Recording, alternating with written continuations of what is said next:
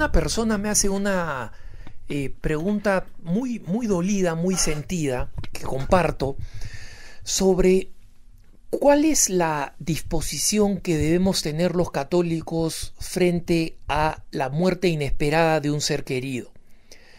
Y en la muerte inesperada de un ser querido se combinan dos cosas que son profundamente dolorosas para nosotros los creyentes. Una es lo repentino, lo inesperado de alguien que de pronto estaba lleno de vida y muere, desaparece, ya no está más, y su ausencia es desgarradora. La noticia es desgarradora, pero después su ausencia es especialmente desgarradora. Lo sé porque he estado cerca de circunstancias así. No me ha sucedido a mí. Yo alguna vez he comentado cómo ha sido con la muerte de mi padre y de mi hermana, de mi hermanita Sandra. Ambas muertes prolongadas por el cáncer, o por lo menos, si no prolongadas, avisadas, ¿no? Mi papá se fue bastante rápido, pero por lo menos yo sabía que se iba, y su preparación espiritual fue simplemente magnífica, ejemplar, para mí ejemplar, para su hijo y amigo. Pero he estado muy cerca de personas que han experimentado esta situación repentina y a la que se suma el dolor de no saber si es que por la muerte repentina esta persona tuvo la oportunidad o no de arrepentirse, de pedir perdón por sus pecados y en consecuencia de asegurar su tránsito al cielo, su salvación eterna. Y esa duda también muerde los corazones. No encuentro mejor manera de explicar un poco esta situación que contando una experiencia personal. Cuando yo estaba en mi proceso de conversión, porque no puedo decir que me convertí de golpe, fue un proceso, como más de una vez lo he contado, me interesaba mucho por el apostolado, por hacer que otras personas, a pesar de que yo estaba muy lejos de vivir la fe como debía, de todas maneras me encontraba fascinado con el descubrimiento de la fe y quería atraer a otras personas. Y había un muchacho, amigo de mi barrio, de la ciudad de Lima, que era un muchacho de una familia a la que no le faltaba nada, absolutamente nada, todo lo contrario. Juancito, se llamaba Juan, no voy a decir su apellido, no viene al caso, pero yo le decía Juancito, todo el mundo le decía Juancito. ¿Por qué? Porque aunque era el típico muchacho afortunado económicamente y que no vivía una vida moralmente recta para nada, y era, digamos, lo natural, si se quiere, en el grupo de este barrio donde vivíamos, era no vivir una vida moral, ciertamente. Y a pesar de que él ni yo nos habíamos formado en colegios católicos, teníamos amigos que habían salido de colegios católicos y que planteaban un poquito el tema, a veces, oye, que no se te pase la mano, ¿no? Y yo tenía más de una conversación con Juancito, un par de veces lo invité a algunos retiros, él estuvo a punto de ir en ambas ocasiones, pero en ambas ocasiones, como se dice en el Perú, se arrugó y no quiso ir. Pero cada vez que nos encontrábamos en el barrio, porque él era un poquito menor que yo, en consecuencia yo andaba con gente un poco mayor, y entonces no éramos del mismo grupo propiamente, porque había una pequeña diferencia de edad. Unos 2 o 3 años, que cuando uno es joven, adolescente, pues, o sea, entre 19 y 16 hay una diferencia, ¿no? Los de 19 hacemos cosas que los de 16 no hacen. Pero nos veíamos y yo siempre le decía, Juancito, ¿cuándo te vas a convertir? Le bromeaba y él sonreía y era bondadoso y tenía un buen corazón y por eso todo el mundo lo llamaba con el diminutivo cariñoso Juancito. Todos los demás teníamos apodos y apodos poco simpáticos en la mayoría de los casos, incluyéndome, ¿no? Y Juancito decía que sí, que iba a cambiar. Y un día, un sábado por la mañana, media mañana, vienen unos amigos a contarme lo que había pasado.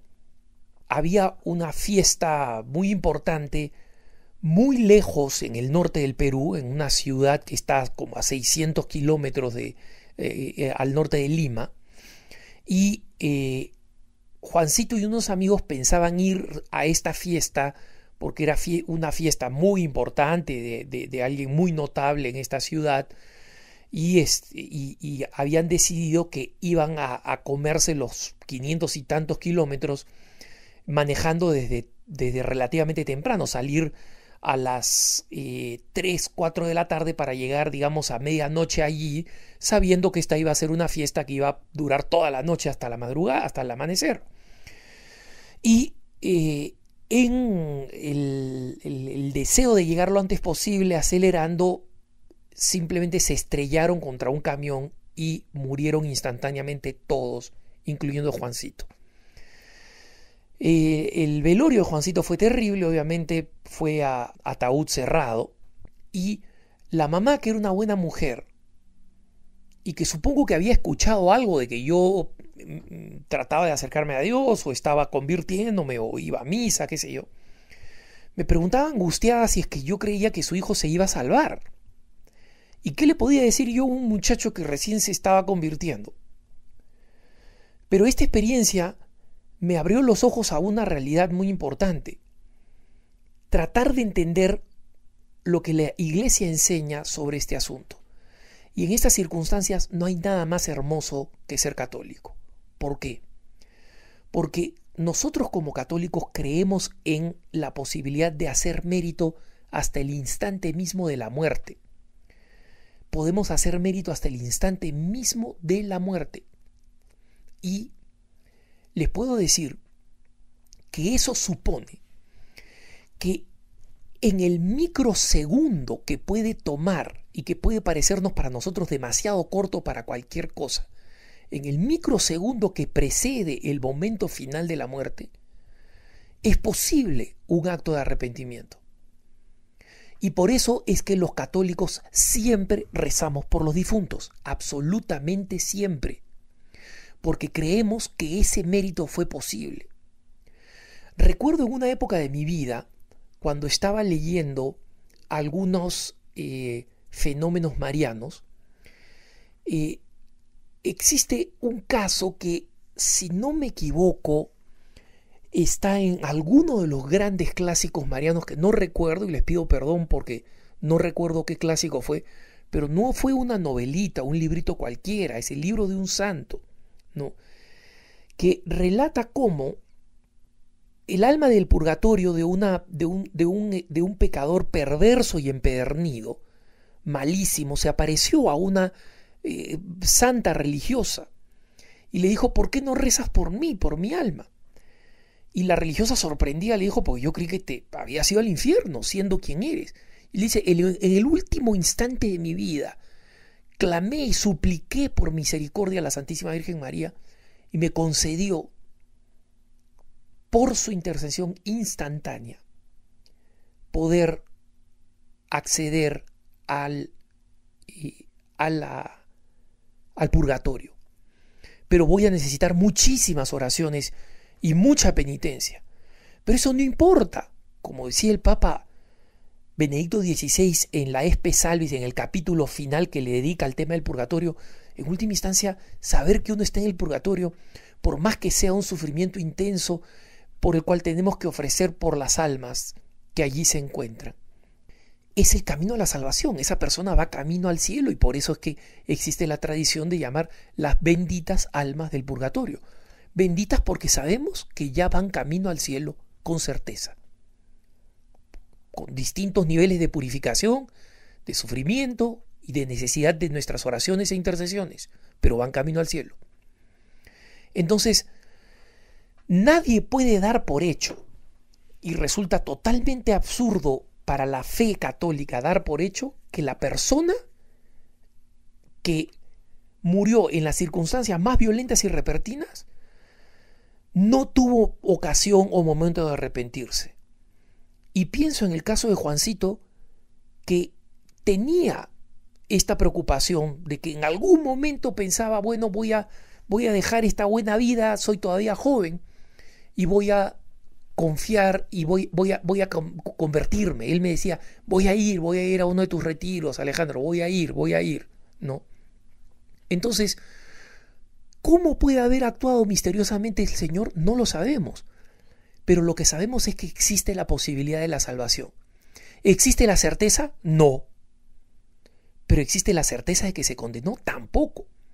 Y por eso es que, a diferencia de nuestros hermanos protestantes, que creen que la suerte ya está echada y que los funerales y las oraciones son solamente para consolarnos, nosotros en la Iglesia Católica creemos que las oraciones fúnebres y las oraciones por los fieles difuntos son primero para consolarnos, para llenarnos de confianza y de esperanza, pero fundamentalmente son porque tenemos la esperanza de que la misericordia de Dios ha actuado y que esa persona está requiriendo de nuestras oraciones.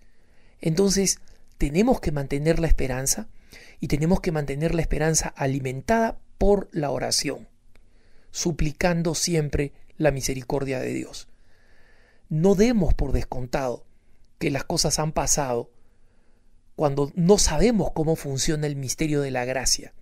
No sabemos en cuánto instante se necesita para una conversión, como si pudiéramos calcularla. Se necesitan 10 segundos, 5 segundos, un microsegundo. No lo sabemos. No lo sabemos. Yo alguna vez he contado cómo yo estaba en una situación cercana a la muerte, en un viaje, y cómo en menos de un segundo yo había recordado cómo había cometido algunos pecados veniales en el camino de mi confesión antes de salir de mi comunidad al aeropuerto por algunas pérdidas de paciencia. En consecuencia, si en un segundo uno es capaz de tomar conciencia de sus pecados y arrepentirse, la Iglesia por eso jamás desanima a una persona que tiene un ser amado que ha muerto de la forma más repentina y violenta, jamás desanima a que no rece por él o a que deje de rezar por su salvación eterna. Que tengas un buen día.